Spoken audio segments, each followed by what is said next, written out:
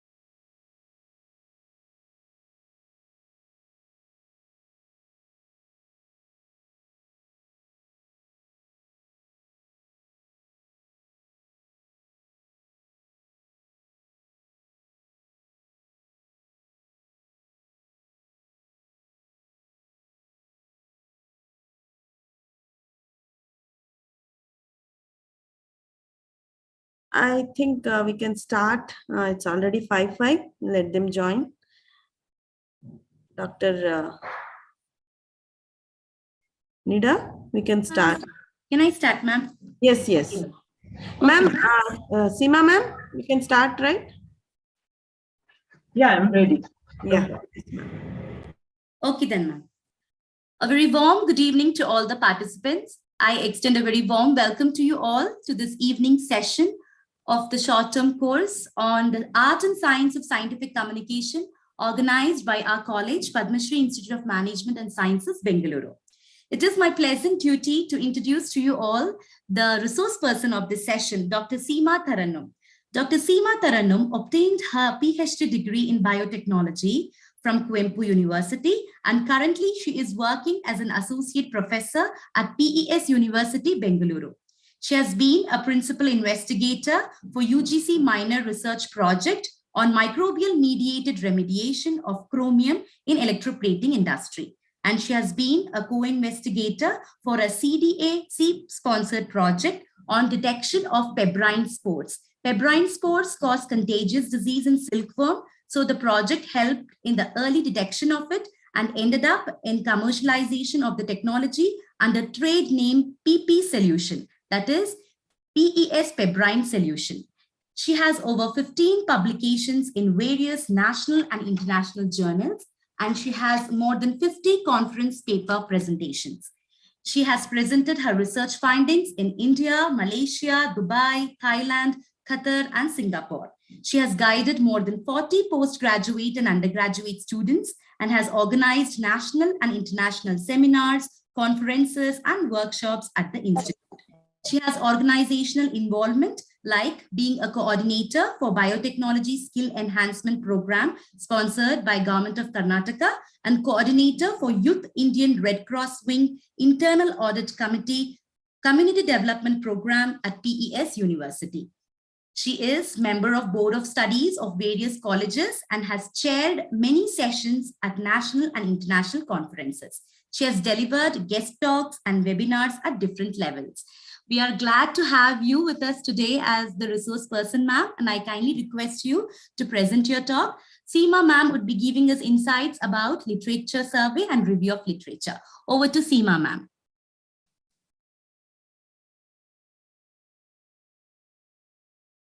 Ma'am, you are, I think your audio is... Oh, it's fine. Yeah, thank you, Dr. Nida. Thank you. Fine. Am I audible now? Yes, ma'am. Very clear. Yeah, thank you for that introduction, kind introduction. So I would like to thank the management and principal, Dr. Anuradha, and all the faculty members of Padma Shri Institute for giving me this opportunity. It's a wonderful and privileged occasion to be connected in this short-term course. So I'll be talking about review of literature or literature survey for the next 45 minutes. Just let me know if you have any doubts. You can put it in chat or you can just ask me directly. So to take you through this process, I know you have been listening to a lot of talks in the past few days. You have gone through each and every step that is required in scientific communication. You know publication, you are aware of the problem statements, you are aware of the plagiarism that you should be careful with. You are aware of all the techniques that are involved in the process. Review of literature is one thing, which is again an important. It should have been dealt little earlier in the talk, but yes, this is one of a key important process in the whole of scientific communication. So I'll take you through the definition, yeah, and let you know the process with which this goes. So what we see here in this slide, one second.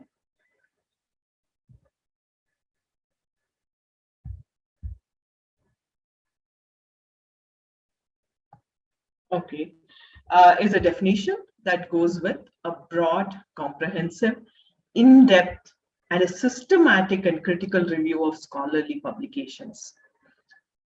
I'll tell you through the process of why this is needed, why is this important, and where do we adopt this, and how is it beneficial in a procedure of either writing a proposal or communicating to a publication, reading a review paper or a research paper, or you may be needing this to start your research.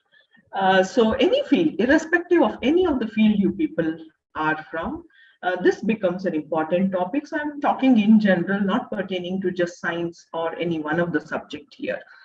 So it is searching, assessing, and integrating all the matter that is required for the process. So it's said to be a critical evaluation of available literature on the topic of research that you want to carry out.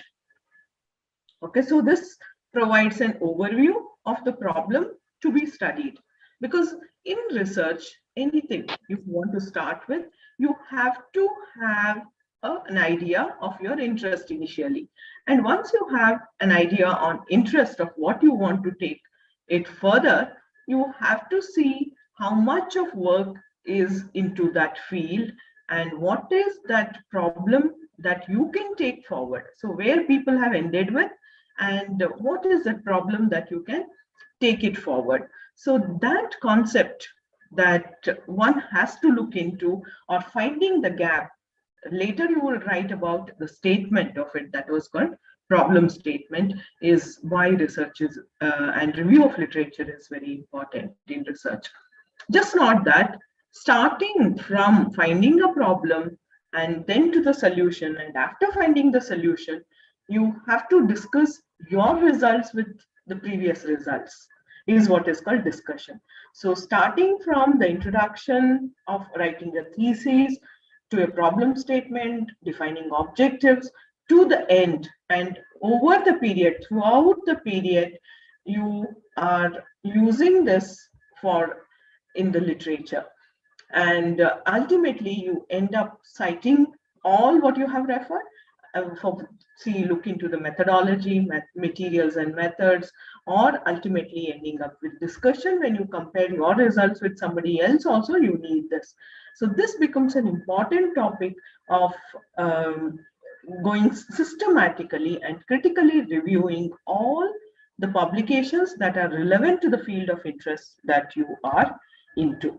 So this is what is required for it. So the objectives of this review of literature is, it motivates your work by explaining its social value. It provides background context for your readers of what is already done and what is that what you're looking forward for. And ultimately, you will compare your findings with other research. So that is in the discussion part, you may need this. So you have to have this. Justify your experimental methods. You need to have this. Communicating your project's scientific novelty by framing a gap. For all these things, you need this. So for all of these objectives, 5 major objectives, you have to have a review of literature. So from day one of starting to read the papers to the last moment of submitting the thesis, in a case of research or in any of the proposal, the start to the end date, you need these things that you have referred to be with you. There are different types of review of literature that are there.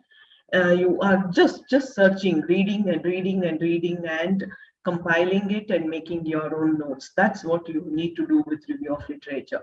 And people spend a lot of time doing this rather than ending up into controversies or into wrong data. It's always better you do a lot of review of literature, spend more of time here, find the actual cause, talk to the experts in the field, and then only start with your research. Otherwise, there is no point in starting work which is already done, which is already published, where there is no scope, where there is no societal value of that particular work. So it can be of 2 types. At times, it can be just concept-based or data-based, where in concept-based, you will look into reports of theories and concepts. In data-based, you look into reports of design studies, the methodology, materials, the discussion, results, and all of those things. And they are articles of the completed work. An author would have represented it in a systematic manner as a publication. So those are called data-based. So these are the two broad types of review of literatures that are there. The purpose of doing review of literature is that this is a handy guide to a particular topic. It gives you an overview or act as a stepping stone. This will provide a solid background for investigation. Comprehensive literature of the field is very essential to most of our studies. So that background study that you need for investigation is very important, for which you have to do this review of literature. And this will also tell you the actual work that has gone in till the last date. So it will keep you up to date in the field that you are looking for. And this facilitates critical look at the literature of facts and views that people have represented already in the area of research that you are looking for. And it also demonstrates the relevance of the research that you want to pursue. So for these many reasons, you have to do review of literature. For the chosen problem, your review of literature will help, or it determines the design, study of the methodology in the study, sometimes like what instrumentation you have to use, what is the recent advanced instrument that people have been using for the process. You cannot go to an outdated protocol. You have to be in pace with the existing advanced instrumentation process. So that's how you will get to know that. You will get to know the process with which data can be collected. You can get to know the methods with which people have analyzed the results, and if replication is needed, and what is till date known, you will get to know that. And once you know that, the people always end up writing in the last part of the abstract, okay, in the conclusion, or in the conclusion of the thesis or the paper, they end up telling the future scope of it. Okay, they have done the work till a limit. They have been successful in the objectives that they have created, and they would always end up telling that the future scope of this study, okay, or the present study can be taken forward in the field of, in this field, can be explored in this field. So that is what is still to be touched upon. So that is what people give a clue for, and you can take it as a gap. That is a gap that is necessary to start a research. So when people have done to a certain limit and they are telling that this can be explored further for this reality, you can take it as a gap if it is feasible around you. And there are inconsistencies and consistencies that you can pick up from review of literature. So unanswered questions that people represent in their data can be taken forward for. The strengths and weaknesses also have to be studied in detail on the protocols. Somebody would have tried the results, a protocol, a research area, and they have ended up getting negative results. There are many research papers that represent negative results also. They will always end up telling that this protocol with this material will not work. So if such things are already told, there is no point in you spending time in that particular field. So that's one of the aspects that one has to keep in mind and look for the strengths and weaknesses of the field that are to be taken. Don't commit for something which is not in your limits. Don't commit something which is not economically, financially, and in many other ways feasible at your level. That's one thing that you have to define, the strengths and weaknesses of the report, the research problem that you pick up. And then you have to take up refinement of research problem. So that you will do again with review of literature. With this, you will formulate an expected outcome. You might have heard of hypothesis also. So that is a statement that you make with an expected outcome. You want to do this, you want to attempt a problem with an outcome, an expected outcome. The statement that you make is called hypothesis. So a review of literature will help you success in writing a hypothesis, and you can always justify for whatever you get as a result with review of literature only. So for a chosen research problem, thus review of literature determines all of these things: the method to select, the instrument to select, analyzing process to select, if there is any replication needed or you have to have a deviation there. So what is done till date? What are the gaps? What are the unanswered questions? What are the strengths and weaknesses of the problem that you have selected? Refine it. Writing a hypothesis and justification are some of the things that help with review of literature. Now, coming to the sources. How do we do review of literature? How do I start with a review of literature? There are so-called sources. Okay, I'll tell you the ways with which you can start with the sources also. You can start as web as a source, and web will give you all sort of data which is categorized into so-called primary, secondary, and tertiary. You need to differentiate the three types of resources that you get for review of literature. If it is a research publication, I'm telling you, it is a research publication. When is it called research publication? Is a paper represented by the author directly. So it is the original research and new scientific findings or discoveries that one has represented in his paper. That is called a research paper. So that is said to be one of a primary source.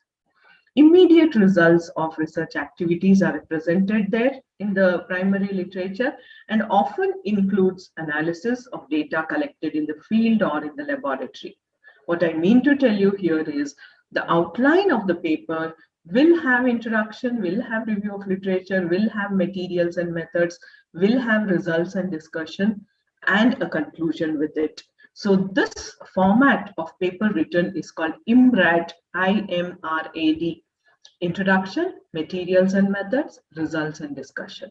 So all of these put together is called IMRAD format. So if a paper has represented a first-hand information of all of this, it means the author has worked in a group, whatever it is, and has represented it. It becomes a first-hand data, is why this is called primary literature. Examples for that, as I told you, is a research publication in peer-reviewed journals.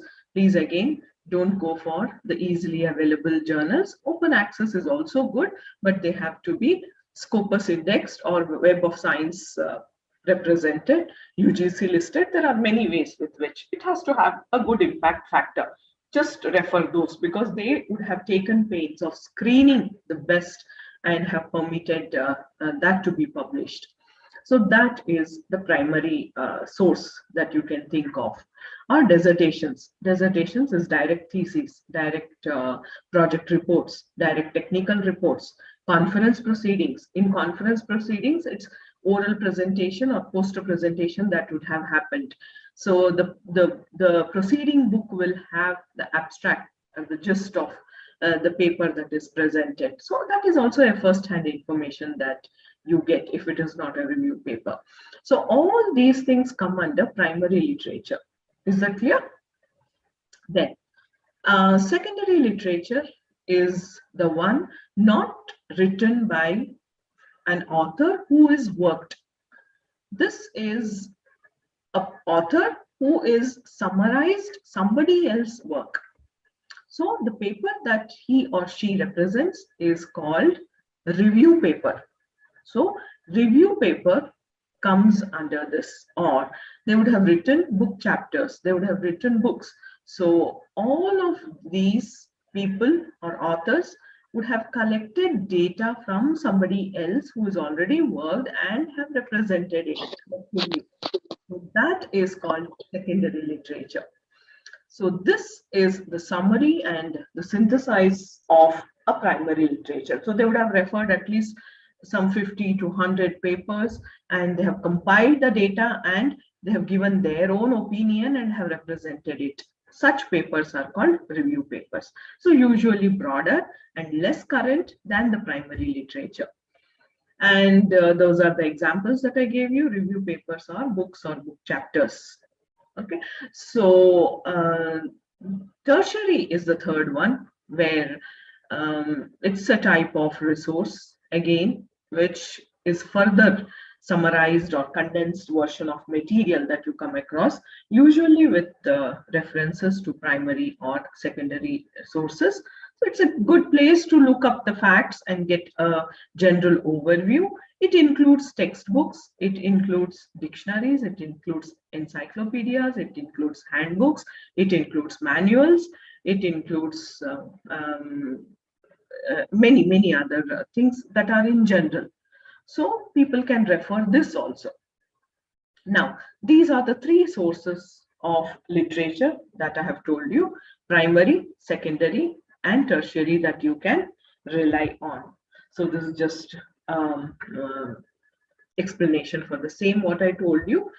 Primary sources are the original research from the journal articles, or original material from historical documents, or creative work such as art or literature. Irrespective of the field you are into, the first-hand information that is got is called primary. The evaluation reports, reviews, or synthesis of original work of somebody else reported is called secondary source. And broadly scoped material put together usually from a secondary source is what is called tertiary source. Now, among all of these three, people do rely on secondary source to start with. And I also suggest go with the last 5 years data. Last 5 years data. So these are the advanced ones. People would have referred the previous and have reported it. To start with, secondary source is always good than primary. And once you start with a secondary source is something and where an author is communicated to you in general, compiling many people's data, okay, many of the authors' data.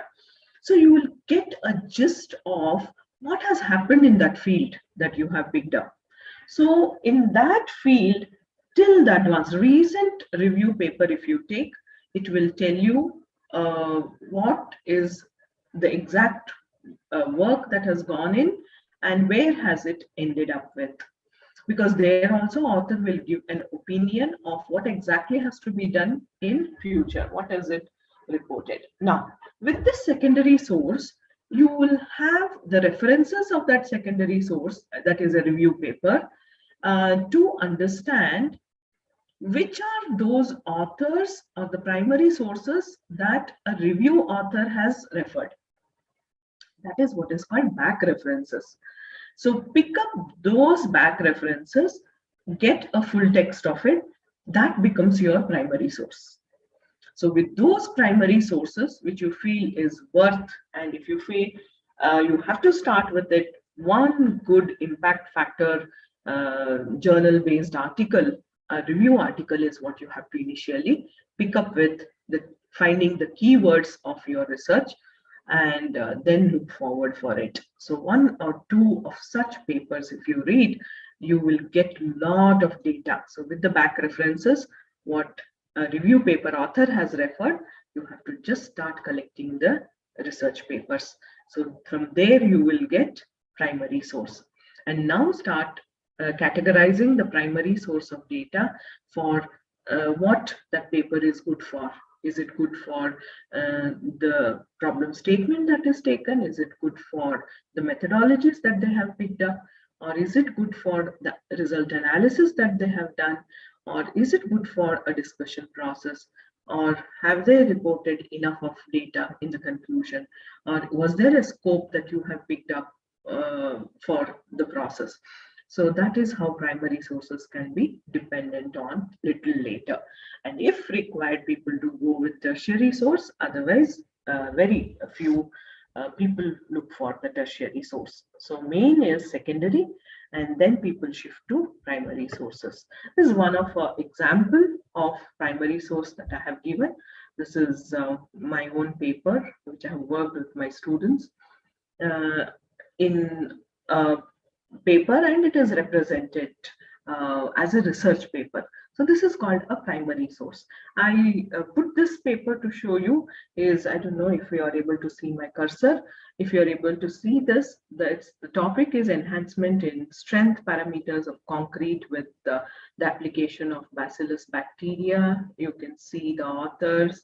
What you can see here is the representation of that IMRAD format that I was telling you. So if it is represented with introduction, materials and methods, results, and discussion with a conclusion, you represent this paper to be a research paper, because all the methodologies that the author has worked is represented here. All the results that the author has got is represented here. And the author also has discussed their result with others, and they have concluded with what they have ended up with. So this sort of resource is called a primary resource. So this is a research paper. Now, this is one more paper of mine, which I have worked with my PhD student to represent as a secondary source. So secondary source is something what you have reviewed. Always I make my students work with a review paper to start with, and then they will write a research paper. So as the word itself indicates here in the title, that this is a bacterial response to chromate exposure, which is a review. It means this will not have IMRAD protocol. If you look into this paper, this is open access, you can have a look at it. We have given data of headings and subheadings under this category. And we want people to read about all revolving around this topic called bacterial response to chromate exposure. So those people who have worked before, what have they represented and what is done till now? So when a candidate has to select a research problem, they would have definitely referred so many papers that you can sit one day and write a review paper for it. So that review paper is the secondary source that we rely on. This is an example or this pictorial representation of the tertiary source that is there. It can be textbooks or book chapters, or it can be dictionaries, it can be manuals, it can be handbooks, and all of these things. So as I told you, a primary source is written by a person who developed the theory and conducted the research.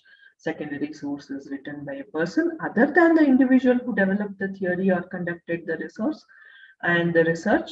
And why I told you secondary source is important is primary source is initially not available full text at times. They may be paid journals, so you have to find a solution to get that full this thing, and you might miss out a lot of data while reading primary source. So go with the secondary, you get all the things compiled because somebody else has done that job easy for you, and then come back to primary. And the secondary source can thus provide different ways of looking at an issue or a problem, but do not overuse it. Secondary source is just for the initial part of starting a work, but you cannot rely and put citations of mainly the secondary sources. You have to go with the back references, find the primary sources from that secondary source, and you have to represent the methodology, a citation for methodology or the protocols from that only. Okay, so that's the process. Now, what is a technique? Having a knowledge of all the three types of resources that are there, you have a technique to follow. How do I start my review of literature? First and foremost, discuss, keep your eyes and ears open to understand what is that area that of research that you want to take forward. So with that in mind, go with keywords. At least 4 to 5 keywords is what you have to start with. And you have to have a database You can simply start with Google Scholar by putting these keywords initially. If you put all the 5 keywords, broader keywords, you will get around thousands of research papers pertaining to that keyword. You can't go with all of those. Then refine that further, eliminating 1 or 2 keywords, and then search. Then you will end up few hundreds, and further focus on the keywords that you want to, and there you get a focused paper. And all those important 3 to 4 keywords that you use will give you the papers very relevant in terms of numbers like tens within 100. That's good enough to start with. So from there, you shortlist all those articles which are full text available for you, and read their abstract first. Okay, and you have to maintain a database. How do you do that? Is, as I told you, keep that criteria of last few years. Okay, and then have latest first, and then go backwards.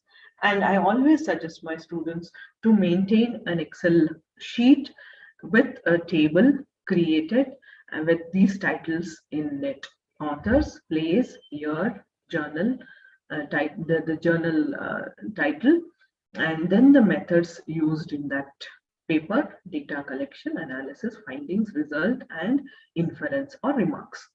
With all these things, you have selected a paper and copy paste all of these things with reference to the latest first, and then the backwards.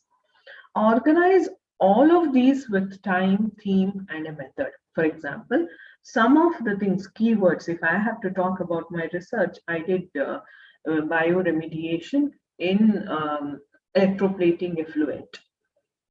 And when I started, it was these general terms that I started with. When I searched for electroplating effluent and bioremediation, I would get all the papers that were relevant to remediation, bioremediation. When I talk bioremediation, it can be microbial, it can be plant, it can be under microbial, it can be bacterial, it can be fungal, or it can be others like algae, and many other things will come. And when I tell electroplating effluent, it will talk about all possible electroplating. Then I had to screen down to tell that I should work with bacteria only. So I reduced my interest to bacteria. Then from the findings, I reduced my electroplating to chrome plating, especially chromium plating. There are many other plating forms. So I reduced that too. So my defined thing was chromium, electroplating, and bacterial bioremediation. When I reduced it, I found very few papers. And those were the ones that I picked up to understand what is the work that has already done, what are the bacteria that has already been worked with, and what is that I can take forward for. What methods have they used for analyzing chrome? Who are the people who are using that chrome? What are the disadvantages of using that heavy metal in the plating industry? Why should I use that? Otherwise, if everything is going fine, I don't have to touch that there is no problem at all, so I don't have to touch that topic. So I need to understand is why I had to do all of these things. Now, analyzing. There were so many methods of analyzing. A typical traditional method was spectrophotometric analysis. With spectrophotometric analysis, many people have worked in the past this thing. And ultimately, the recent thing that I saw was using atomic absorption spectrophotometer. So when that is advanced, there is no point me going to spectrophotometric analysis. So there is more sensitive protocols than the previous. So I had to be very careful and look for advanced. So when I started my work, I had to see whether it is feasible for me to go with a AAS analysis around me, and what is the cost of it. Can I work with this samples? How many samples will I work? Will I get the effluent sample around Bangalore? the place where I am. Yes, very near to me is Penia industrial area. Then I had to go to Karmika Bhavana and assess the feasibility of they helping me get the effluent. Otherwise, directly go to industry, they will not give you. So all these things is what I had to work out with. And then I had to look into the feasibility of how long do I need to analyze and what are the methods with which I can go with. Some work with bacteria, buying it from the type culture collections. Some work with bacteria from the source itself. So what is the feasible one? What should I take? Are all the thoughts that went in, and that takes around 6 to 8 months to decide on what exactly is what I have to take it forward.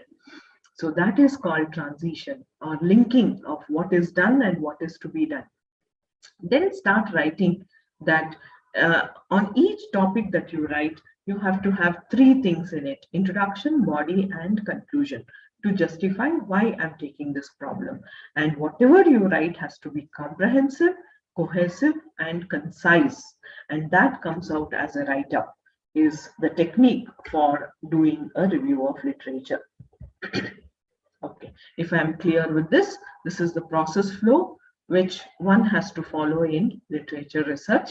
First, develop a research question with all that reading now that you have done with few papers. You have to formulate a question. Research question is nothing but problem statement. In a specific subject area, make a list of relevant databases and text you will search. Make a list of relevant keywords and phrases and start searching and make notes from, as like how I told you about a process that I follow, and I keep a track of it. You may take 5 to 6 months doing review of literature. By then, some 10-15 people would have published the data. So you have to keep a track of the latest publication that is there till the last month. So how do I start my process with a precise organization? Is first, when I started, as I told you, I use many keywords. That is the broader topic that I start with. And then I screen it down to subtopics, and then I will fix myself onto few things and narrow down my study. So this organizational process that I go with review of literature is called funnel. Is called a funnel. It looks like a funnel. Why a funnel? Is you start from a general and come to a specific question. A topic background and supporting studies is what you will start with, and introduction, scope, structure, and all of those things. And as and how you start reading, you start eliminating that this is already done, this is already done, so I can't do this, I can't do this, and ultimately narrower categories of research is what you get. And once you get this narrower categories of research, you finally end up to the closest of what you want to do, and you frame a hypothesis. You have find a problem here, and to fill that gap, you have represented an expected outcome statement. That is what is called hypothesis. So this pattern of organization that we do in review of literature is a funnel type. Now, as I was telling you, you please refer those journals that are of high impact factor. You might be aware of what impact factor is all about now. So Scopus and Web of Science are good databases to start with for any research topic or literature review. So Scopus is a large multidisciplinary database covering published material in both humanities and sciences. It's also the one that provides citation analysis of authors and subject areas. Initially, we used to depend on Cyrus. That was a comprehensive science-specific search engine that was launched in 2001, and it ended in 2014. But we have used this a lot. This did help us a lot. And then there were Cite, CRX, and Google Scholar that has focused on scientific information. You decide on what is the search engine that you want to go with. And these search engines will definitely, and review of literature that you do with this pattern that I have told you, will help identify the gaps in the research, to consolidate the known information, and it informs your research decisions. And if there are any thing that you want to argue for a process of funding also, you can go ahead with it. So these are the benefits of doing review of literature. This will answer these many questions also. Do you have a research question? Yes, at the end of it, you have to frame a problem statement. What do we know about this topic? Yes, you would have written write upon it. Are you applying for a grant? Yes, with this knowledge, if you want to find a societal problem and find a solution for it, yes, you will go ahead with this. If you are doing original research or not, you have to justify it. Do you need to refine your question? Do you want to ensure your question is unique?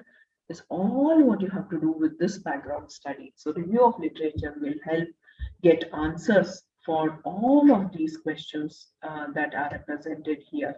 So question yourself and start ticking one by one of all what you have attained with review of literature. There are a few technical methods that I want to discuss with you by identifying the gaps.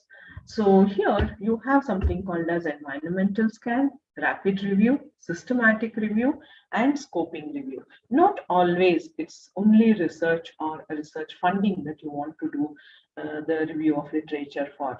So that is what are the different modes of these four. First one, if you take environmental scan, it is an art of systematically exploring and taking note of what is the external environment of your organization, in part to better understanding the nature of trends and deep drivers of change. So this environmental scan are used to provide decision makers with knowledge about current social, economic, technological and political context, and to identify any potential short and long-term shifts that they have to bring in the process. So that is a type of review that people do, is also a technique of review of literature. Rapid review is also there, which is a research methodology that uses shorter time frames than for other evidence-based summaries. It provides a timely and valid view of evidence, but with a thing of sacrificing a rigor that's not there. So as such, rapid review are both review and assessment, and respond to urgent clinical and public health related questions that have to be answered. And people use this sort of technique for this medical field, in the medical field of taking some decisions in this pandemic and all of these things. And they aim to provide robust analysis of easily retrievable evidences in less than 6 weeks. You know how the data is being represented with pertaining to vaccination or the third wave that is there, and the impact of the third wave onto humans. So all the data that comes out is in a very short span of time. So this typically requires fewer resources and at times funding. You don't need funding also. You can do it with the database that is already there in the web. Then comes a third type of review that is called systematic review. So this is an investigation of clearly formulated question. So a researcher usually does systematic review that uses methodological and explicit steps to identify, select, and critically appraise the relevant research. You will be able to collect and analyze the data from the studies that are found already. So you have a series of steps that you need to follow systematically, and that is what is the process. You have to look in. Today, there is no research without statistics. There is no good application without statistics. So you have to link your work. So initially in the first few steps only, you should plan what is the amount of sample that I should take. When I started with my work, and when I started with my effluent samples, if I take once from the sample and if I don't represent it properly, it makes no sense. That is when I had to justify telling that I will take the sample for 4 seasons that are there. There is some disturbance. Can you please mute? Thank you. So that is how I have to justify. I'll have to justify the amount of samples that I will take. That is called sampling protocol. That sampling is one of an important aspect in scientific communication. How many samples that you take. When I went to Karmika Bhavana to understand the number of registered electroplating industries in Peenia, I could find there were around 50 plus. I can't go to all the 50 and collect. Then I had to screen down telling them that I will go with 10% of it. And if I have to go with 10%, I have to categorize them into small scale, large scale, and medium scale industries. And I have to represent all the 3 of those. So all of these things have to be kept in mind, justified, and then only you can do the research. I had to approach meteorological department to understand the 4 seasons of that particular year, because every year the 4 seasons are given by them. And I had to justify that I have collected the samples that time only, because microbial load will be different in different season. They may be different in summer and they are different in winter. They are different in rainy. So all those seasons were represented, and all those large, medium, and small scale industries were represented. That's how, with the feasibility, I had to justify what is the criteria that I took. And if I have to take that, how many times I will analyze. I should have that error bar. I should have the standard deviation. I should have mean, mode, median concept of statistical methods to apply in to analyze and summarize my result, without which it will not have value. So all of these things at times work together, and you should have a team with your guide to build up this particular review. And such systematic review is what is called as systematic review. The last one is the scoping review, which are again an exploratory projects that systematically map the literature on the topic, identifying key concepts and theories and sources of evidence, and they aim to address a broader, more complex and exploratory research questions. And they are commonly used to better understand the phenomena and to evaluate where research on the topic has and has not been completed. And this is often a first step in conducting a systematic review. More precisely and in more detail that you go is what is called as systematic review, and researchers in science especially follow systematic review. That's about all the 4 different types of technically methods that are adopted in review of literature. If I'm clear with it, the research gap now is what should arise from the review of literature, and from the analysis it should have become apparent that there are certain limitations in previous research or certain areas that have not yet been studied fully is what you will be taking forward. And when you have finished your review, you need to state what is missing from the previous study and then explain what your study intends to do to fill the gap. So the present, that's how we end up the sentence telling that present study aims at, the present study intend to.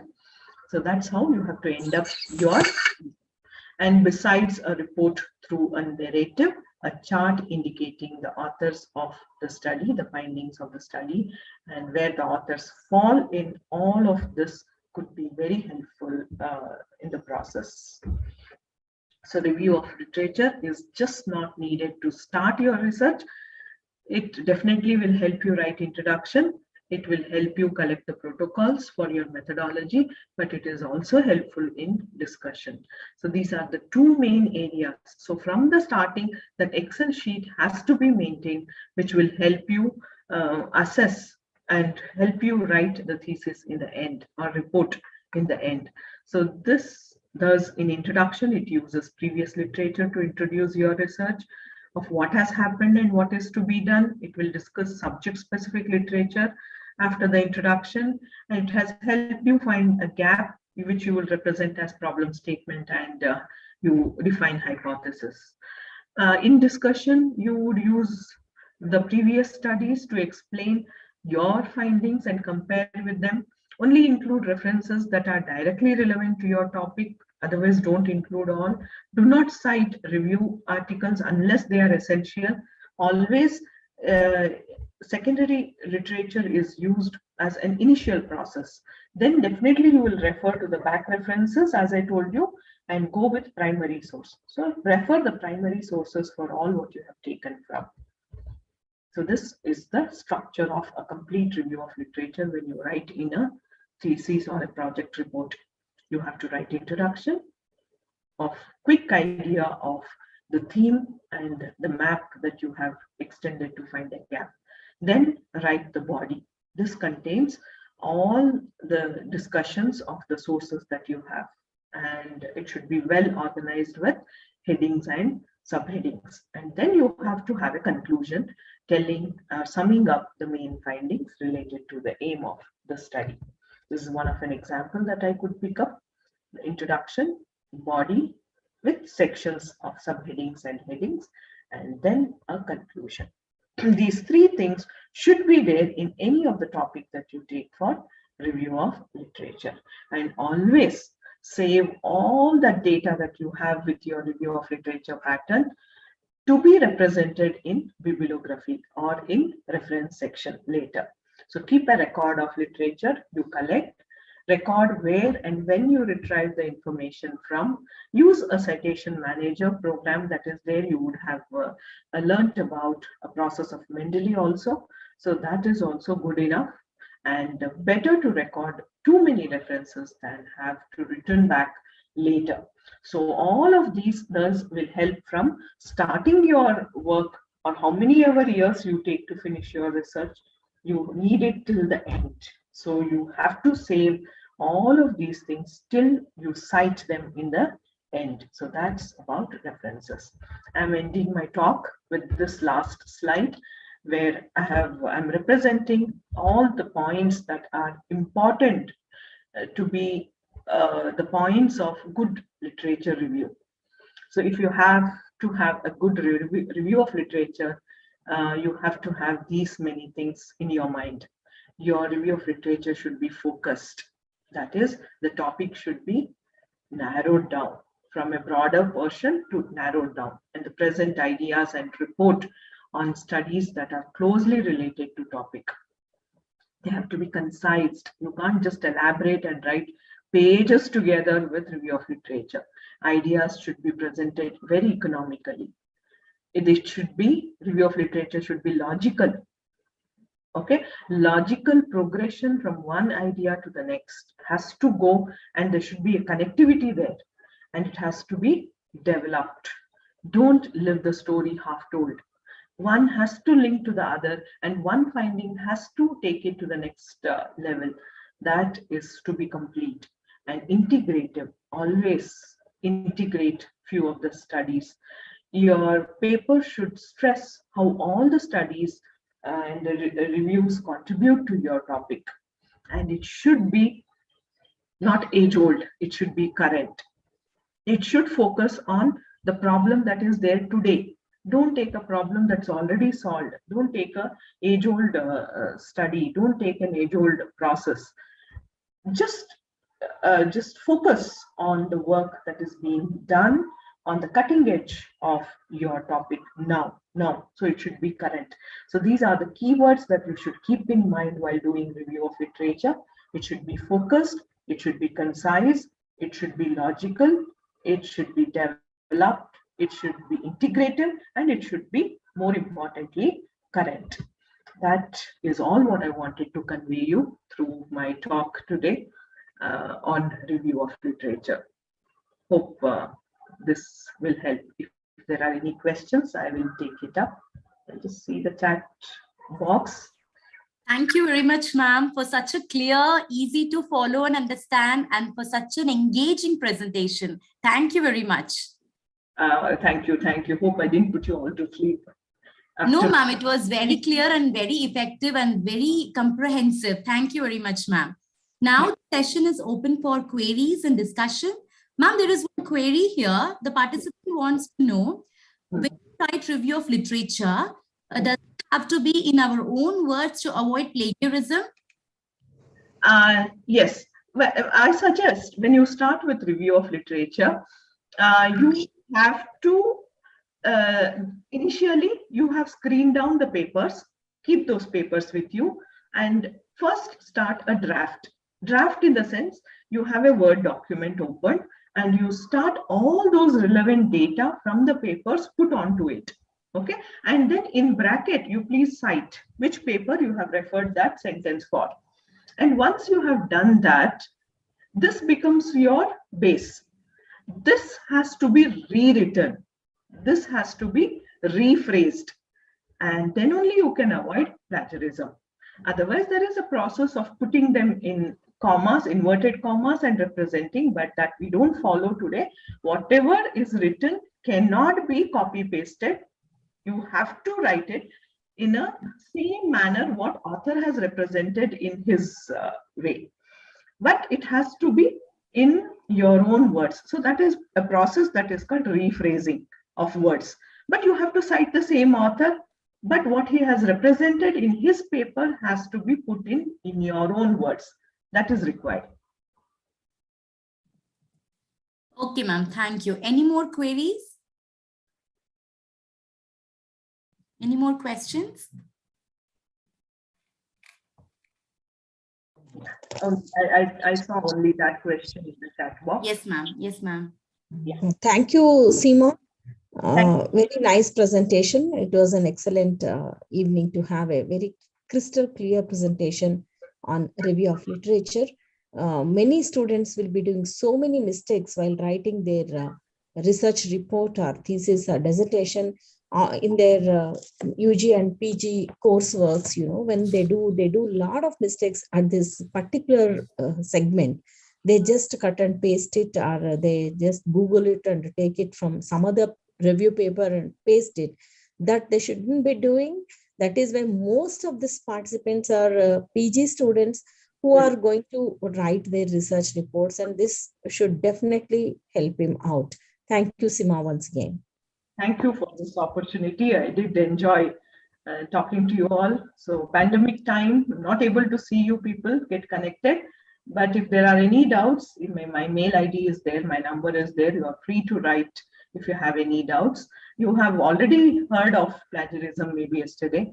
So it is very important that the review of literature has to be rephrased, and first make a draft and slowly start rephrasing. And sometimes I do that I put a red color and then start rephrasing and turn it to black, so that I know all those sentences are touched on. Otherwise, you will get a very high percentage of similarity. So you have to be very careful with that. And citation is one thing you should never forget, because that is the credit that you give to authors. So you have to cite each and every sentence and each and every phrase that you have taken from. So that is important, and keep in mind to give credit to all those involved in the process. Thank you once again, ma'am. On behalf of Padma Shri Institute of Management and Sciences, I once again thank Seema, ma'am, for such a wonderful presentation, for giving us beautiful insights about the types of sources available, the techniques and methods to conduct review of literature, and what are the benefits of review of literature, and how to identify gaps, etc. It was a wonderful presentation indeed. Thank you once again, ma'am. Thank you again, Anuradha ma'am, for this opportunity. All the best for you all, dear students, and to all the faculty also who have joined this session. Thank you once again. Thank you, ma'am. Thank you very much. Thank you, ma'am. Now we shall go ahead with our next session. The next session will be about statistics in biological research, and the resource person is Dr. Sudipta Kumar Mohanty, and it gives me an immense pleasure to introduce Dr. Sudipta to the gathering, to the participants. Dr. Sudipta Kumar Mohanty is currently the head of Department of Biotechnology and Microbiology. He He has completed his PhD in biotechnology and he has carried out his postdoctoral research at the National Autonomous University, Mexico. He has published numerous articles in various national and international journals. He has over 11 years of teaching and research experience. Currently, he is the head of the Department of Biotechnology and Microbiology, as well as the Vice Principal Academics at the Padma Shri Institute of Management and Sciences, Bengaluru.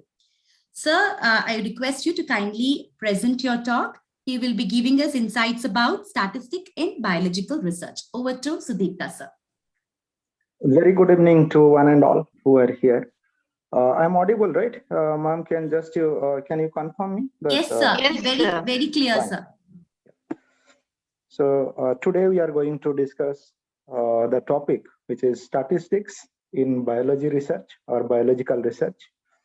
So when we heard this term statistics, many of us think that there are a lot more calculations are involved in it, or a lot more mathematics are involved in that. So I might not able to do that. So there's a common perception which lies in our, which hits our mind.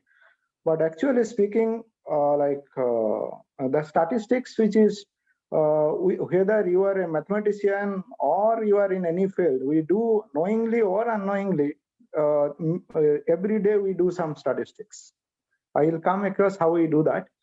So I will tell all the participants just to relax that I'm not going to do any more mathematics or some calculations here. So this is just a casual talk. Here we will be discussing about an overview, or where the various areas where the statistics are implemented, and especially how in our research, being a student of science, how we are using these statistics. And later on, if we are more interested into this, so specifically we will go with certain tools or certain analysis part. That will be the next stage. Maybe we will plan for some other days.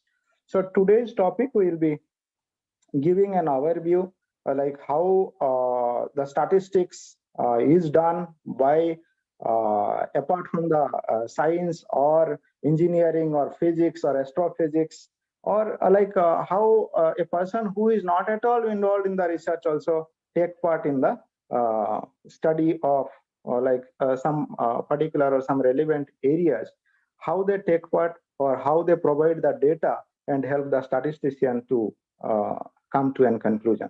So there are various definitions for the statistics. Among various definitions, I have chosen a very simple one, which one is it's a branch of science which deals with the collection of data. That is the first step. We do collect the data, or whatever we do, we record it. And the next one is organizing or synchronizing them, or putting into a place. That is called as data organization. And summarizing the data, if we make it more concise, the collected data, that is called as summarizing the data. Then analysis of the data we do, and get some inference or some conclusion from that. And based on that, we make the decisions. That is what the overall aim or overall goal of the statistics. So here I will keep my talk very concise, and I will focus on very important points, so that you will get an quick idea, as well as you will for longer term, I will not keep you repeating the same things and all. So at the end, we will be discussing. If you are having any sort of clarification, then you can ask that, or we can focus more on that particular questions. So in short, it is also known as science of data, or data science is different. So it's the some dictionaries, they have written in just 2 words, that is science of data. And another definition also I found it was very interesting here. So statistics is the science of learning from the data and measuring, controlling, and communicating it, thereby provides the navigation essential for controlling the scientific and societal advances. So statistics directs us like where to go or what kind of decision need to be taken.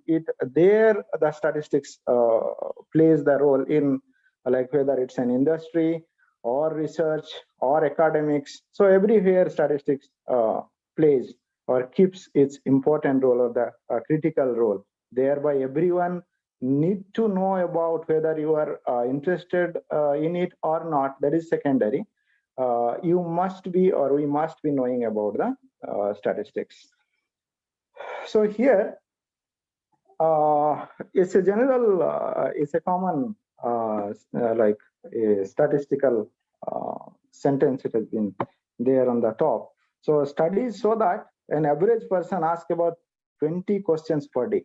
So that 20 questions might be, that 20 questions might be like,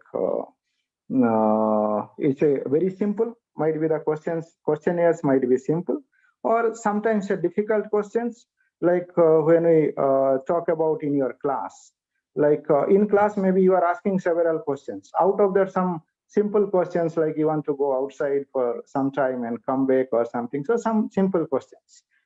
And some questions are research questions, like the questionnaires which is specifically related to whatever you are doing it, either a practical you are doing it or a project you are doing it.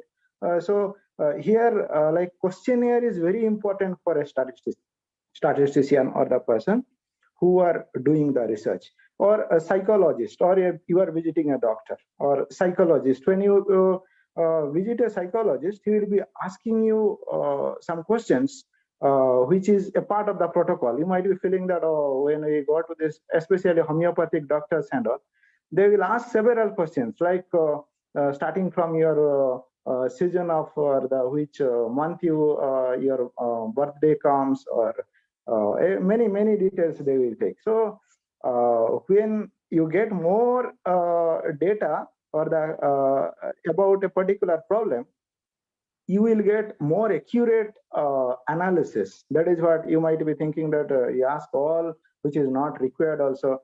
Many people ask. So these are the these questionnaires is very important thing when we, before going ahead with the analysis or coming to an conclusion. So another, like suppose a psychologist want to test the performance of the students which is affected by the sleeping hours before the night of the test, like, or examination. So there are a few questionnaires. I will not go into detail, like these are the few things just I want to touch upon it. So there are based on the like questionnaire, you are framing the questions, and based on the data, whatever you are getting, you are going ahead with the analysis. That is what I mean to say. Then I have also visited the UNICEF website today, and I was seeing that quite interesting analysis on hand washing with soap and clean water, which is out of reach for many children. So, which is a key tool for keeping away the COVID, hand washing and hand hygiene. So, you will be astonished by seeing that in many countries, like some developing countries, which are very well-known countries, and they are devoid of these facilities, like about 25%, 30%, even it comes very close to 60% of the population which does not have the access to the basic facilities of hand washing at home. So we are very lucky in that. And I will tell you some more facts. I was also just seeing the McDonald's web. There they have mentioned that McDonald's sells 75 burgers per second and 92 lb per second of the French fries. So statistics, you don't think that it's for biology, it's different or something, or maybe a little different when you come to the scientific research.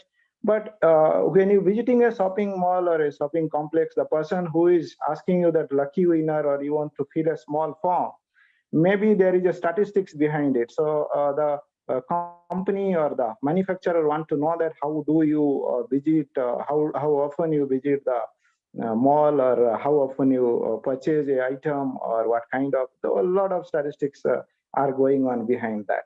So another quite interesting thing what I observed in Swiggy, they have given a statistics. India ordered 6,044,000 biryanis in Swiggy in 2000 by Swiggy in 2021. In 2020, per minute Indians order 90. So every biryani you order in the Swiggy or any food provider, the services. So it is been counted and it is analyzed by the statistician, and based on that, they take the decision like how to go about it, or what kind of facilities they need to extend for the people and all. So here you can see the number has tossed 115 in the year 2021. So this is the report which is generated based on the data which is received from 500 cities. So this data is nothing to do with your statistics and all. Just for your information, I'm giving it. So at every point of time, whatever you do, whatever you purchase, whatever you order, it is taken into the account of the companies as a very important aspect to make the decision that what kind of facilities or what kind of extension in the softwares, or what kind of feasibility they should provide for the audience or the customers. Okay, just before my talk, I was telling sampling, Madam was telling that sampling was very important aspect for doing any statistics. So sampling is whether you belong to a biology students or any other discipline. So we must be knowing about the sampling, and there are various models which are available. We'll go how to choose the sample is very important thing. So when answering our research questions, first important thing is questionnaires. So we need to frame the questionnaires like what sort of when we frame the questionnaires, we will be coming to know that what kind of, it will lead us the statistical tools, or what kind of statistical analysis we are going to use, and what kind of conclusion we are going to draw it. So first important thing is framing the questions, and second one is sampling methods. So sampling method is very important. And one more thing is, it is not often possible to collect the information from everyone in the population. That means, for example, like when you want to test the performance of the students in a test or an examination based on the sleeping hours. So it's very difficult for us to collect the data from every student in the world. So here, that's why we collect the data from a sample of individual, which represents the best in the population. Like some scientist uses the random sampling method to guarantee that every individual in the population has equal probability of being selected. And this ensures that the sample is the most similar to the population where we are conducting the survey or the analysis. Also, this is the population. This various colors, you can see the square. So each one we have taken it, so there is the best representative of the population. The small circle you can see, which is marked as a sample. So that is the best representative of the population. So this is the second important thing. First one is the questionnaires. The second one is the sampling methods. Then here, there are two major type of statistics when we go for analysis of scientific data. These are categorized like this. The first one is descriptive statistics, and the second one is inferential statistics. The descriptive statistics means which we describe the data, means whatever the data we are having, we describe in some way, like we utilize the numerical and graphical methods to look for some pattern which is lying in our data or in the data set and summarize them the information which is revealed in the data set and present the information in a convenient form so that individual can see to that and make use of that, and which will be helpful for taking the decisions or conclusions. And the second one is inferential statistics. Inferential statistics, it utilizes the sample data to make the estimates, decision, prediction, or other generalization about the large data set. So inferential statistics is to make the conclusion about a population based on the sample of data from that particular population. One of the most commonly used inferential statistical technique is hypothesis testing. Hypothesis, I think you know what is hypothesis. Hypothesis means it's a guess. Hypothesis means it's a guess, or hypothesis means some sort of assumption. You might have heard about the terminology, what is meant by hypothesis. Hypothesis, it's a common assumption, like some of the things which we might not, like there is a hypothesis that the human being has evolved from primates or from chimpanzee or monkeys or whatever. So we have not seen that. Like it's an assumption. It's an assumption that that this human being has evolved like that. So based on that, this is a pattern. So you are like people tell that when like after the death people goes to heaven. So no one has seen that. Or like tomorrow whether sun will rise from east or west. No one has seen that. So based on certain data, we are framing the hypothesis and we are testing the hypothesis. What is the probability that tomorrow sun will be rising in the east? So that is what mostly the scientific people or the scientists or in the research, that is what most commonly we use hypothesis testing as a inferential statistics. And here, whatever the data we collect, so we want to see inside the data that what it tells us. So how the pattern tells, or like suppose when we see that last 3 days it is raining, so tomorrow it might rain. So how true it will be. So we need to, when the cyclone comes, or what will be the path, or what will be the temperature, the weather forecast tomorrow. So all these, like there is a pattern which is inside the data, it tells what it tells us. We understand and test them using various statistical tools. That is what for inferential statistics we do in the biology research. Then next question is why we should study statistics, or why do we understand the statistics?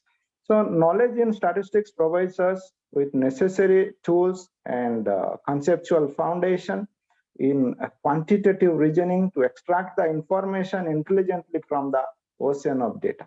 So there is a huge data being generated nowadays, huge, like earlier it's an KB or MB, or it's terabytes now, and so thousands, 100 TB, every people generate some data. So how to extract certain core information from the data? So thereby we need to understand the statistics, and statistical methods and analysis are often used to communicate the research finding. That means either you are publishing or representing in a conference, or you are providing certain conclusion to the audience. So thereby we need to understand the statistics and to support the hypothesis and give the credibility to research methodology and conclusions. So to do these things, we need to understand the statistics.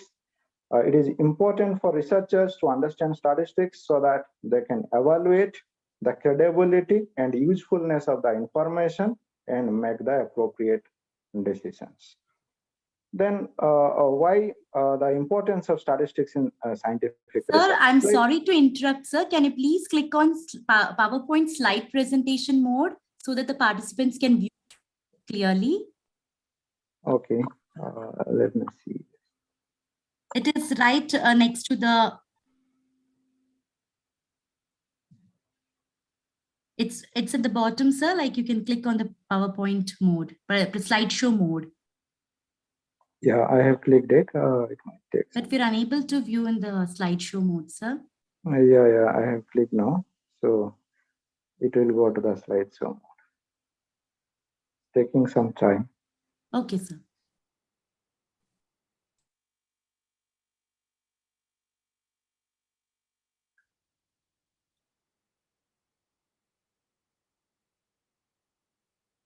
Is it fine now, or if it takes time, then I'll go ahead. No, sir. I don't Still not see. in the slideshow mode. You can go ahead, sir. No problem. You can go ahead, sir. Okay, no, it's got time.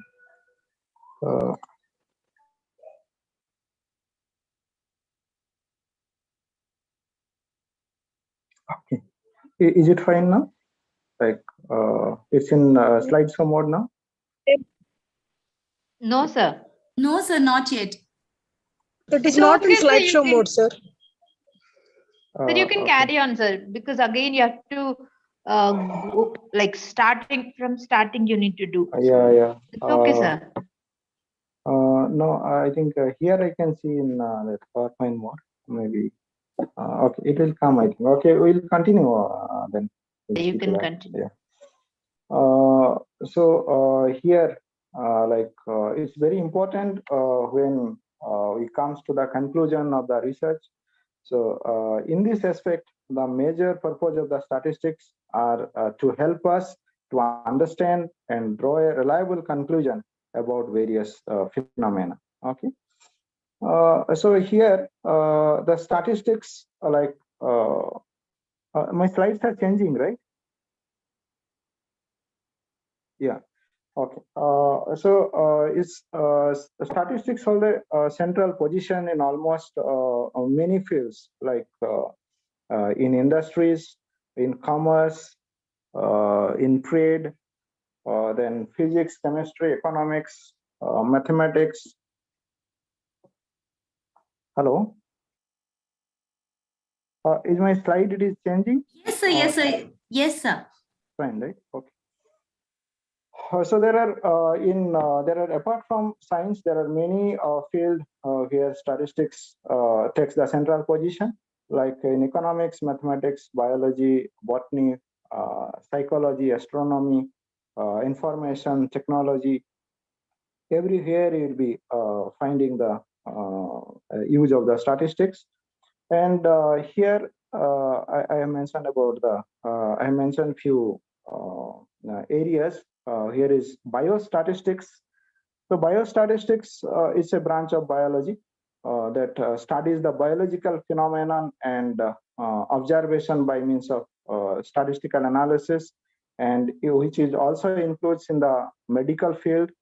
And you have astrostatistics, which is the discipline that applies the statistical analysis to understanding of astronomical data, then econometrics, business analytics. So there are various areas where statistics are implemented. Then you have environmental statistics, like the application of statistics in environmental science, whether climate, air, or water quality included, which are the part of biotechnology, or integrated subjects in biotechnology, and studying the plant or animal populations. There also we study various statistical methods, or we use various statistical methods for analyzing the data. And there are several tools which are used in statistics. If you are not very good in calculations, or you are not from the background of mathematics, then because of the development of computer-based tools, you can make use of those tools, which are many are free, which are available in internet. And so those statistical tools are used oftenly for analyzing the statistical data. However, some of the data tools are simple, and some are a bit complicated, and some are very specific for certain purposes. Like basic analysis, generally you can do it using Excel, or some advanced methods are there, like some that is called as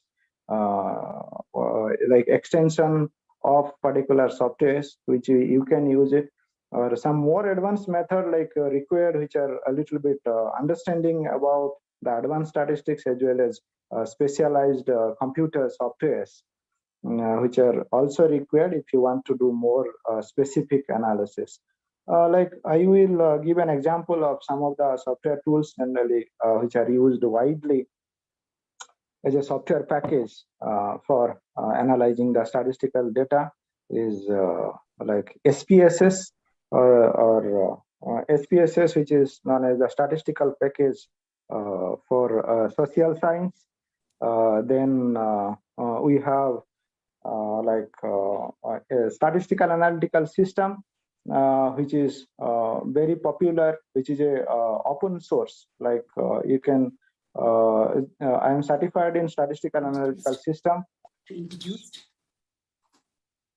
So you can also just download the statistical analytical system software, which is a open source, and quite even all private companies, or many companies which are involved in the scientific analysis of the data, they use it. And we have another common one software, which is known as the R software, which is another open source of statistical software package that is very widely used in various research fields.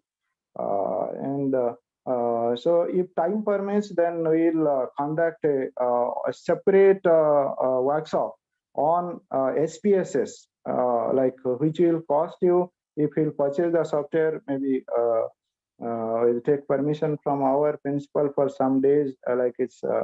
We can use the evaluation version of that. I am also trained in SPSS, statistical analytical system. So if time permits, we'll conduct a separate workshop on these tools. And the advantage of these tools are, in a blink of your eyes, it can analyze your thousands, your 10,000, 15,000 data in a single click.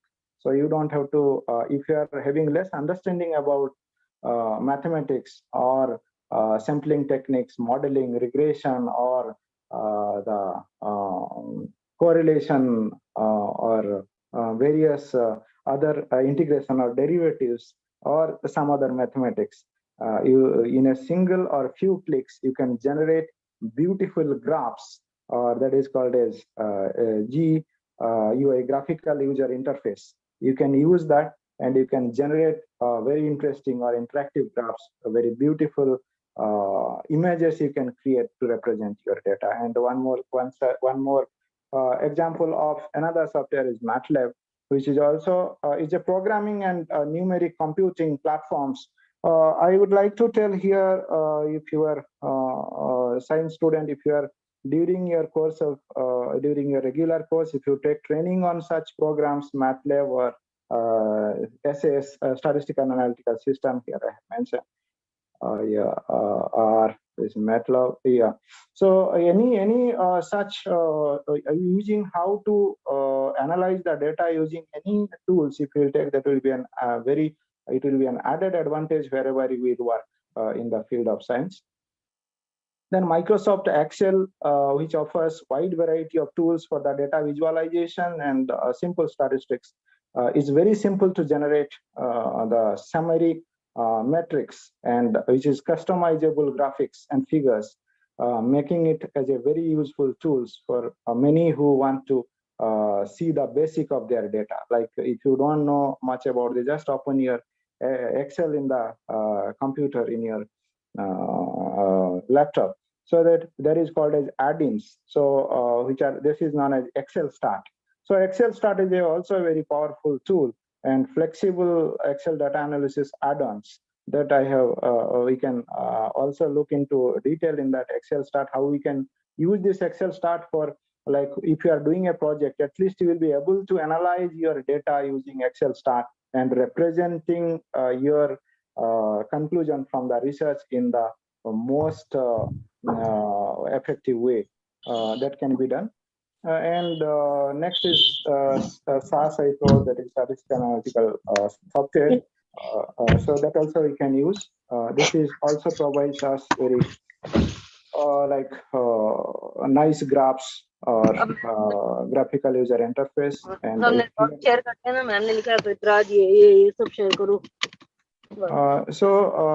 Like there are various tools which are available. We can make use of it. Just we need to give more time, little bit, and need to practice it, so that it will be enough for you to at least analyze your own data. If it is if you are not providing the service, at least you can use these tools, these statistical software tools, which are freely available online. You can make use of it, and you can do the analysis of your own research or data.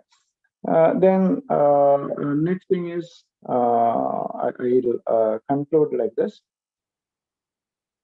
So here the growing status of the statistician and analyst is the result of explosive growth of information that needs scientific processing and analysis.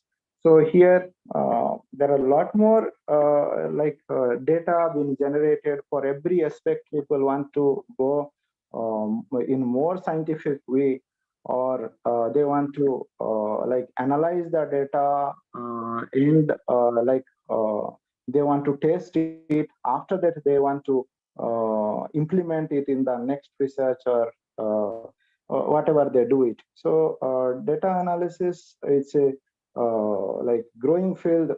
It's a lot more statisticians are needed, especially a person who also has idea about the biology, or who are students from biology.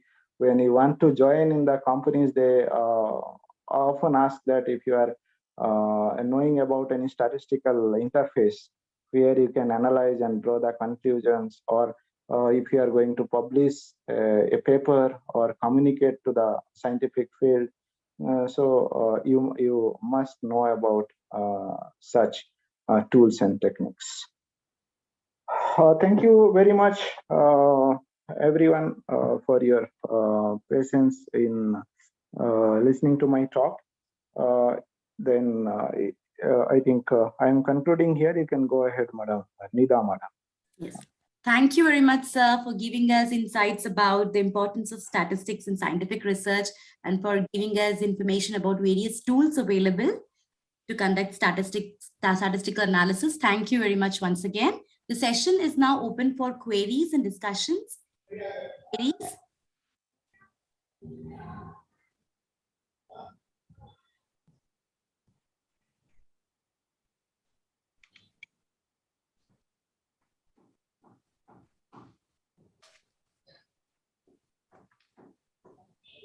I think there are no queries. Okay. Hello, sir. Yeah, hello. please go ahead. Yes, Myself, Dr. Aziz. Yeah. Sir, what is the difference between analysis, simple analysis, and meta-analysis? Simple analysis, it comes that descriptive. I told simple analysis means we want to summarize our data when we communicate to a journals or a publication, or somewhere you are communicating. So they're simple analysis, and means you are just concluding your data in some way, so that people will draw a conclusion from your analysis, that what you want to talk, or what your data tells that. It may be thousands of analysis you can do. So that is like a descriptive statistics. You have either how your two data or two groups, how they are correlated. Suppose you are giving a drugs to one group, and other group you are giving some other drug. So how they are responding, or all this. So you are that is a simple analysis you are doing.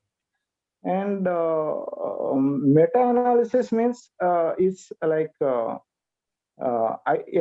a quantitative analysis or certain epidemiological study or design used systematically. You are assessing the result for from the previous research to drive the conclusion about your like current research. That is a meta-analysis. Okay. Meta-analysis, yeah, meta-analysis, you are comparing even earlier research also. So to conclude about the like your current research, whatever the conclusion you are providing, not necessarily that based on the random trials or clinical trials, whatever currently your result you are giving, that is the final conclusion. You also compare with earlier studies. So that is especially the meta-analysis. That means in another sentence, I can tell that it is a combination of the result of multiple scientific studies. That means your study and another scientist study you are combining. Then you are presenting the findings. That is the meta-analysis. I think Okay, you're clear, right? Okay. thank you, sir. Yeah, clear. Okay. Any more questions or queries? So the next query is, when can we take prescriptive analysis? Prescriptive analysis means say like maybe someone's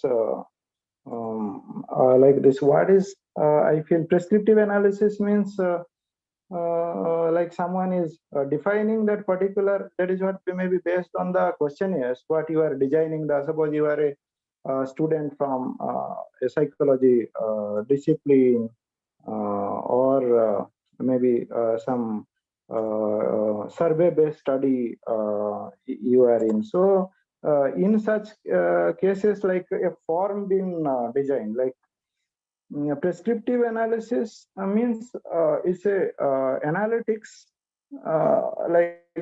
based on your questionnaires.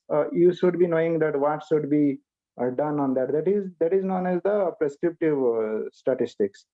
So especially based on your research problem, you are framing the questions and using like various graphs or simulations or certain it is called as networks, like neural networks, or like that is the prescriptive analysis. Means based on your problems, you are defining the questionnaires and what kind of statistics you are using.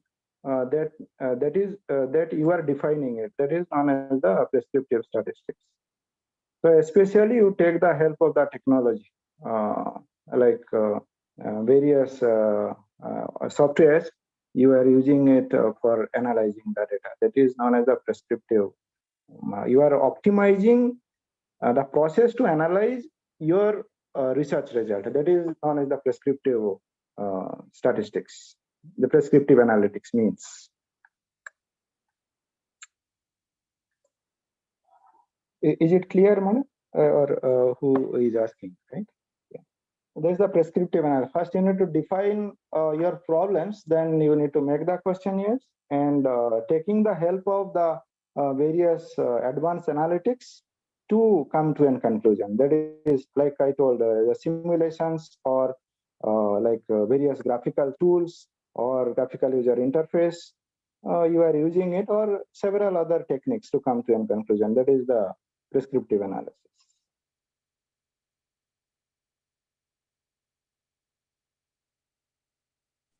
Yes, sir. Thank you, sir. Any more queries?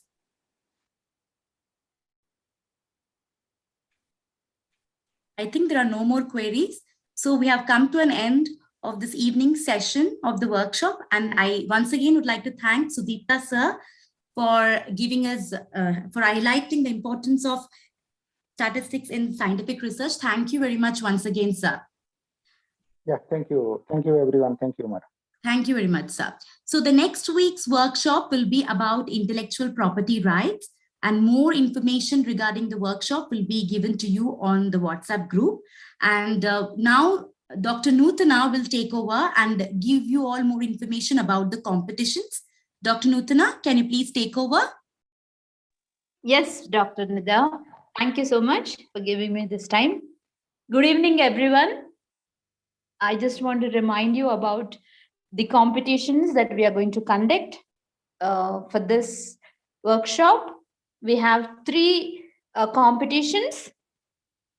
The first one is e-poster competition. The theme for that is pictorial scientific communication awareness about COVID-19 vaccination. We request all the participants to take we request you people to actively participate in these competitions, and you can submit your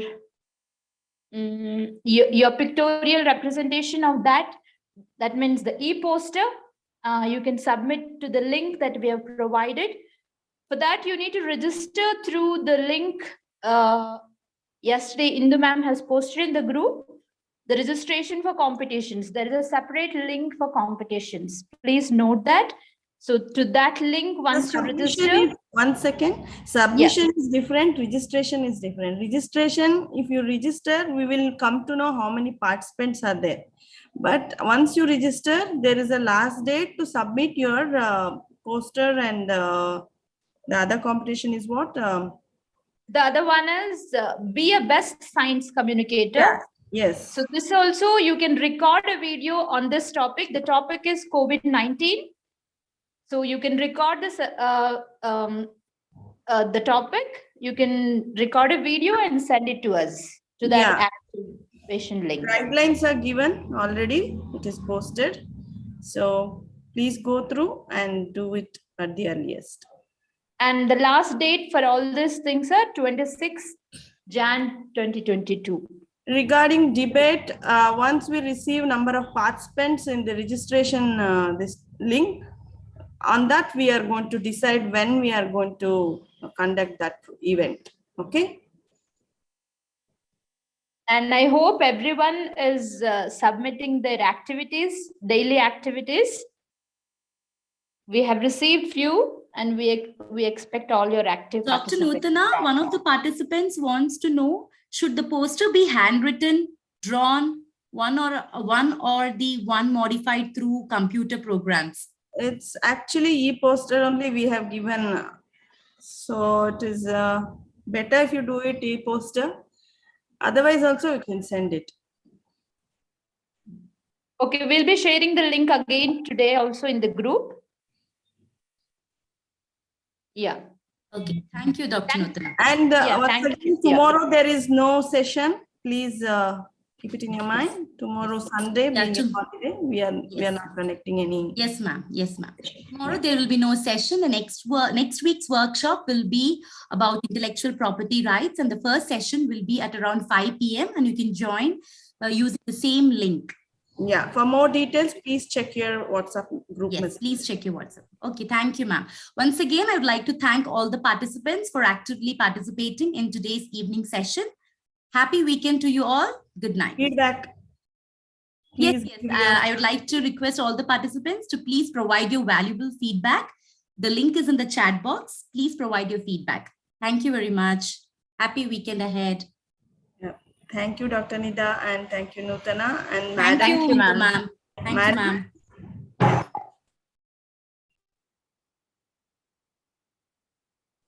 Ma'am, shall I end the meeting?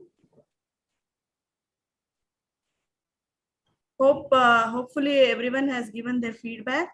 I'm going to end the meeting. Okay, ma'am. Yeah. You can even provide the link for giving the feedback on the WhatsApp group as well. Yeah, we'll be giving. Yeah. We'll be providing all the details. Okay, ma'am. Thank you. Thank you.